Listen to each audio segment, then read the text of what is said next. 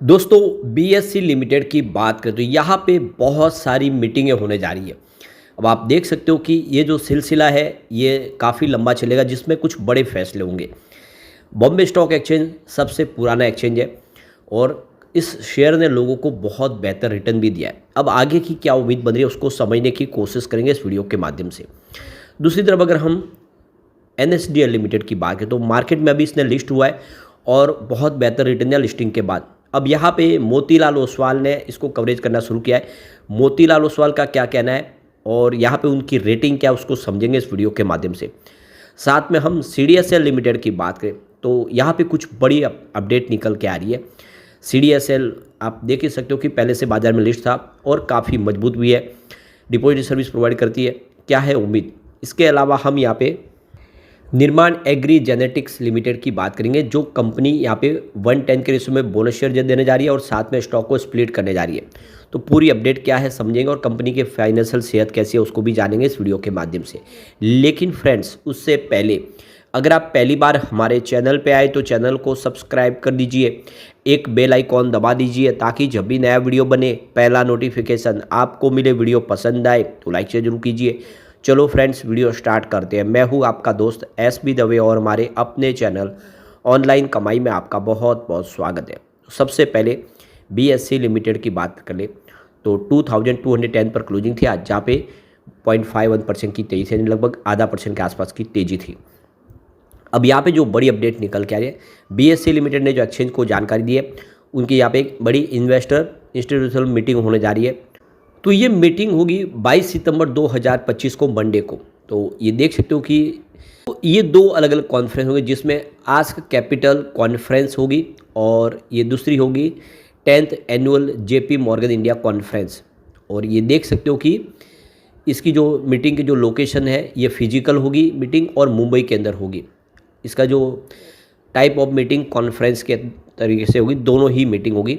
तो देख सकते हो कि एक ही दिन में यहाँ पे बीएससी लिमिटेड में दो बड़े कॉन्फ्रेंस होने जा रहे हैं। इसके बाद में अगर आप देखें तो यहाँ पे 24 सितंबर को एक और बड़ा इवेंट होने जा रहा है। तो इसका अगर नाम देखें तो यह है जेपी मॉर्गन फाइनेंशियल टूर और ये इन्वेस्टर मीटिंग होगी फिजिकल रूप से मुंबई के अंदर और ये कॉन्फ्रेंस होगी। और उसी दिन अगर आप देखें सॉनफील्ड स्ट्रेटेजिक एडवाइज़र, ये भी एक मीटिंग होगी, इन्वेस्टर मीटिंग है फिजिकल रूप से मुंबई में और ये 1-to-1 मीटिंग होगी। तो आप देख सकते हो कि मीटिंग का दौर शुरू होने वाला है। उसके बाद में यहाँ पे देख सकते हो कि 25 सितंबर को एक और बड़ी कॉन्फ्रेंस होने जा रही है और ये देख सकते हो कि यहाँ पे पिन पॉइंट एसेट मैनेजमेंट के द्वारा ये ऑर्गेनाइज होगी और इन्वेस्टर मीटिंग है फिजिकल रूप से होगी, कॉन्फ्रेंस है ये भी। और उसी दिन 25 सितंबर को विलियम ब्लेयर एक और इन्वेस्टर इंस्टीट्यूट का नाम है और ये मीटिंग जो होगी इन्वेस्टर मीटिंग ये फिजिकल रूप से मुंबई में होगी और ये 1-on-1 मीटिंग है। तो इस तरह से 25 सितंबर को भी दो बड़े इवेंट होने जा रहे हैं। इसके अलावा 19 सितंबर 2025 को भी एक इवेंट होने जा रहा है और ये है मार्शल वेक। तो ये इंस्टीट्यूशनल इन्वेस्टर जो है इसका एक जो फिजिकल रूप से मीटिंग होगी और ये भी होगी मुंबई के अंदर, 1-on-1 मीटिंग है। तो ये बहुत सारी मीटिंग होगी, कुछ बड़े फैसले लिए जाएंगे। तो इन मीटिंग का हमें इंतजार करना होगा। बीएससी लिमिटेड आने वाले समय कुछ और बेहतर करने की कोशिश कर रहा है और निवेशकों का भरोसा लौटे ऐसा काम किया जा रहा है। ऐसे में आने वाला समय इसके लिए काफ़ी बेहतर हो सकता है। चलते हैं सीडीएसएल की तरफ। 1569 पर क्लोजिंग थी जहाँ पे 1.30% की शानदार तेजी देखने को मिली। अब यहाँ पे देखो कि बीएससी लिमिटेड हो या सीडीएसएल है, एनएसडीएल, इन शेयरों में काफ़ी उतार चढ़ाव देखने को मिला और ये अब पिछले कुछ कारोबारी सेशन से देखें तो ये स्टॉक फिर सक्रिय हो गए। तो चाहे बीएससी लिमिटेड हो या सीडीएसएल, एनएसडीएल, जीएसटी कटौती और अमेरिकी फेड दरों में कटौती की उम्मीदों से इन शेयरों में हलचल देखने को मिल रही है। तो देखो कि हाल के वर्षों में भारत के पूंजी बाजार में रिटेल निवेशकों की बढ़ती भागीदारी और मजबूत आर्थिक बुनियादी ढांचे के कारण जोरदार तेजी देखने को मिल रही है। जैसे जैसे देश में निवेशकों की संख्या बढ़ रही है वैसे वैसे पूंजी बाजार में काम करने वाली कंपनियों के प्रति लोगों का भरोसा बढ़ रहा है। और ये तीनों आप देखें कंपनियाँ, चाहे वो बीएससी लिमिटेड हो जो स्टॉक एक्सचेंज है और सीडीएसएल और एनएसडीएल दो डिपॉजिट सर्विस प्रोवाइड करती है, ये सीधा निवेशकों से जुड़ी हुई कंपनियाँ और इससे जैसे निवेशक बढ़ते हैं उन तीनों कंपनियों को फ़ायदा हो रहा है। तो बहुत सारा भरोसा बढ़ रहा है इन कंपनियों पर। ऐसे में इन कंपनियों का फ्यूचर काफ़ी ब्राइट दिखाई दे रहा है। अभी सीडीएसएल की फंडामेंटल बहुत अच्छे हैं, कंपनी ऑलमोस्ट डेट फ्री है, पिछले 5 साल का CAGR 37.8% के आसपास है और 3 ईयर का जो ROE का ट्रैक रिकॉर्ड देखें तो वो 29.7% के आसपास, जो बहुत ही ज़बरदस्त है। और 55% का हेल्दी डिविडेंड पे आउट करती है कंपनी। डेटर डेज में इंप्रूवमेंट हुआ है, 24.2 डेज थे जो घट के 17.8 डेज के आसपास आ गए। कंपनी का मीडियन सेल्स ग्रोथ काफ़ी शानदार है, पिछले 10 सालों में 18.8% के आसपास रहा है। ये सारी बातें साबित करें CDSL बहुत अच्छा है।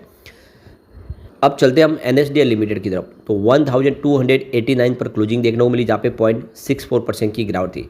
तो CDSL और BSE ने बहुत बेहतर किया, लेकिन NSDL थोड़ा सा दबाव में। तो अभी रिसेंटली ही बाजार में NSDL की लिस्टिंग हुई है। लिस्टिंग के बाद तुरंत ही बहुत ज़बरदस्त दौड़ लगाया, 800 रुपये का जो स्टॉक था 1400 को क्रॉस कर गया। ऐसे में थोड़ी सी यहाँ पे दबाव की स्थिति बनेगी, क्योंकि एंकर इन्वेस्टर का लॉक इन पीरियड भी खुला है, वो भी यहाँ पे अपनी थोड़ी सी प्रॉफिट बुकिंग कर रहे हैं, जिसकी वजह से स्टॉक थोड़ा सा दबाव में दिखाई दे रहा है।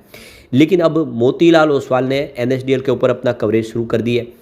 तो मोतीलाल ओसवाल का कहना है कि NSDL को इस समय जो इंडिया का जो जिस तरह से मार्केट में कामकाज बढ़ रहा है, निवेश बढ़ रहा है, चाहे वो ग्लोबल मार्केट से हो या फिर इंडिया के बाज़ार से हो, निवेशक आ रहे हैं, उसका फ़ायदा NSDL को डेफिनेटली होगा। और उनका कहना है कि जो NSDL का जो पर एक्टिव अकाउंट जो रेवेन्यू है वो 157 रुपीज़ के आसपास है, जो 3 टाइम्स ज़्यादा है NSDL के CDSL के मुकाबले। डिपॉजिट सर्विस इसके अलावा 70% अनलिस्टेड कॉरपोरेट मैंडेट को भी यहाँ पे देखभाल करती है, उसका भी इसको फ़ायदा मिलता है। तो ब्रोकरेज हाउस को लगता है कि बिजनेस काफ़ी अच्छा है। अब NSDL रिटेल इन्वेस्टर की तरफ भी अपना रुख कर चुके हैं। वो अब देखिए कि यहाँ पे फिनटेक ब्रोकर पार्टनरशिप के माध्यम से, ऑनबोर्डिंग के माध्यम से Tier 2 और Tier 3 सिटीज़ में अपनी प्रेजेंस बढ़ा रहे, जिससे इनका मार्केट शेयर बढ़ता हुआ दिखाई देगा। तो ये देख सकते कि अगस्त 2024 में जो इनका मार्केट शेयर करीब 10% के आसपास था, वो अगस्त 2025 में 17% के आसपास पहुँचा है। और ओवरऑल मार्केट जो परसेंट है वो 20% के आसपास, जो एक अच्छी बात है। तो कंपनी सब्सिडीज़ के माध्यम से अलग अलग बिजनेस करते हैं, जिसमें इनका NDML है सब्सिडी, जो इसका KYC रजिस्ट्रेशन एजेंसी है, इंश्योरेंस रिपोजिटरी सर्विस प्रोवाइड करती है, जबकि NPBL पेमेंट बैंक की सर्विस प्रोवाइड करती है। तो ऐसे में जो इनका बिजनेस जो है वो 2 हिस्सों में बटा हुआ, जो उसकी वजह से इनको फ़ायदा होता है। जो IPO वगैरह आते हैं उसमें IPO सब्सक्रिप्शन में भी इनको कंपनी को बड़ा बेनिफिट मिलता है। तो मोतीलाल ओसवाल ने यहाँ पे जो अंदाज़ा लगाया कि NSDL का जो CAGR है वो 5% के आसपास रिवेन्यू देखने को मिल सकता है, और 14% का EBITDA margin, 15% profit after tax CAGR रह सकता है फाइनेंशियल 2025 और 28 के बीच में। कंपनी की मार्जिन की बात करें, उसमें इंप्रूवमेंट काफ़ी शानदार देखने को मिल सकता है। फाइनेंशियल 2025 में यहाँ पे 53% है, जो फाइनेंशियल 2028 तक 58% तक जाने की संभावना है। वैसे यहाँ पे कुछ रिस्क भी है, जिसमें ब्रोकरेज फर्म का मानना है कि सेबी कुछ नए फी स्ट्रक्चर वगैरह बदलाव करती है, वो एक डाउनसाइड रिस्क देखने को मिल सकता है। कुछ और बदलाव करती है, तो इससे आने वाले समय बिजनेस पे कुछ फ़र्क पड़ता है। लेकिन ओवरऑल देखें तो मोतीलाल ओसवाल इस समय बुलिश है कंपनी को लेकर। अब हम चलते हैं निर्माण एग्री जेनेटिक्स लिमिटेड की तरफ। 190 पर क्लोजिंग थी, जहाँ पे 5% का अपर सर्किट लगा। तो कंपनी अब 110 के रेशो में बोनस देने जा रही है, साथ में स्टॉक को स्प्लिट करने जा रही है। तो कंपनी यहाँ पे स्टॉक को स्प्लिट करेगी और साथ में 110 के रेशो में बोनस देगी 30 सितंबर 2025 को। तो बहुत ही शानदार यहाँ पे मौका दिखाई दे रहा है बोनस स्प्लिट पाने का। और यहाँ पे रिवेन्यू में ज़बरदस्त वृद्धि हुई है। मार्च 2024 में 20.46 करोड़ के आसपास रिवेन्यू था, वो मार्च 25 में 63 करोड़ तक पहुँचा है, जब और काफ़ी बेहतर तरीके से बढ़ा है। उसी तरह से प्रॉफिट में भी ज़बरदस्त जंप देखने को मिला है। मार्च 2024 में 3.34 करोड़ का प्रॉफिट था, वो मार्च 25 में देखो कि 6.92 करोड़ तक पहुंचा, लगभग डबल हुआ है प्रॉफिट। तो ये वाकई में कंपनी का रिजल्ट बहुत ही बेहतर है, और जो इशारा करे कि कंपनी बहुत पटरी पे और आने वाले समय कुछ बेहतर होता हुआ दिखाई दे सकता है। लेकिन फ्रेंड्स, कोई भी इन्वेस्टमेंट करने से पहले अपने फाइनेंशियल एडवाइजर से एडवाइस ले ले, या अपना खुद का रिसर्च करे, क्योंकि मैंने वीडियो आपके एजुकेशनल पर्पज़ के लिए ही बनाया। वीडियो पसंद आए तो लाइक से जरूर कीजिए और चैनल को सब्सक्राइब कर दीजिए। Thank you friends.